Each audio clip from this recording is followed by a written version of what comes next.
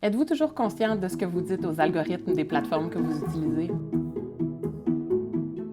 In the great scheme of things, ces algorithmes-là, ils fonctionnent pas mal sur les mêmes principes. Sur les réseaux sociaux comme dans la vie, toute action a une conséquence. Puis ici, je vais vous expliquer les actions que vous pouvez prendre face à du contenu sur les réseaux sociaux, quelles conséquences ça peut avoir sur les créateurs de ces contenus-là et sur vous, votre algorithme. En commençant par le temps que vous investissez sur un contenu.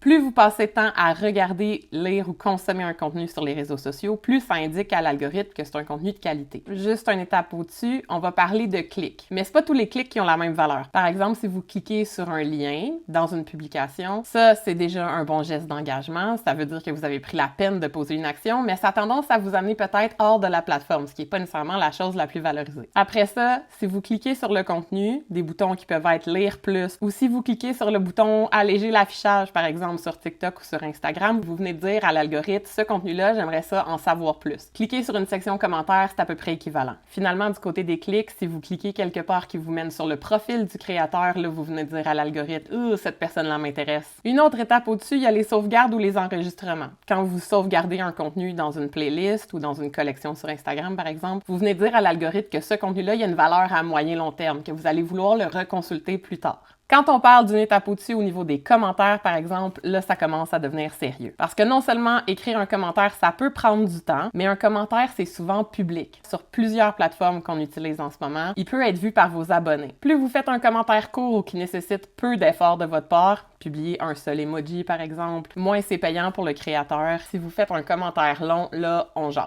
Une autre étape au-dessus, c'est partager du contenu. Il y a deux sortes de partages qu'on peut faire sur les réseaux sociaux. Quand vous faites un partage qui est privé, vous dites à l'algorithme, ce contenu-là, je pense qu'il y a une valeur pour cette personne-là. Quand vous faites un partage public, vous êtes en train de lui dire, ce contenu-là, il y a une valeur pour beaucoup de monde. Finalement, au top du top de la pyramide des actions que vous pouvez poser, c'est de donner un follow. Avec ça, vous venez de dire à l'algorithme que non seulement vous avez aimé ce contenu-là, mais que vous aimeriez voir tous les autres contenus de cette personne-là à l'avenir. À l'inverse, évidemment, il y a des actions que vous pouvez poser qui sont pas très positives, qui vont indiquer à l'algorithme que peut-être ce contenu-là a pas tant de valeur. Il y a un peu un effet miroir ici. Si investir du temps en consommant un contenu, c'est payant, ne pas investir de temps, c'est pas payant. Vous comprenez la logique. Fait qu'aussitôt que vous swipez vraiment rapidement sur un contenu, vous venez de dire que ça n'a pas réussi à retenir votre attention. Après, même si vous regardez un contenu au complet, mais que vous interagissez absolument pas de like, pas de clic, pas rien, c'est pas le contenu auprès duquel vous avez eu envie d'investir de l'énergie supplémentaire. Jusque-là, ça peut toujours aller, mais il y a des actions que vous pouvez poser qui sont un petit peu plus sauvages. Par exemple, utiliser un bouton pas intéressé sur TikTok, mettre des stories en sourdine, juste signaler à la plateforme que ce contenu-là, ça vous tente pas ou vous êtes tanné. Ça indique c'est quoi vos intérêts, mais c'est pas très bon pour le créateur. Unfollow quelqu'un. Là, c'est aussi catastrophique que c'était hot de donner un follow. De ce côté-ci, par exemple, il y a une étape de plus pour atteindre le Saint Graal ou la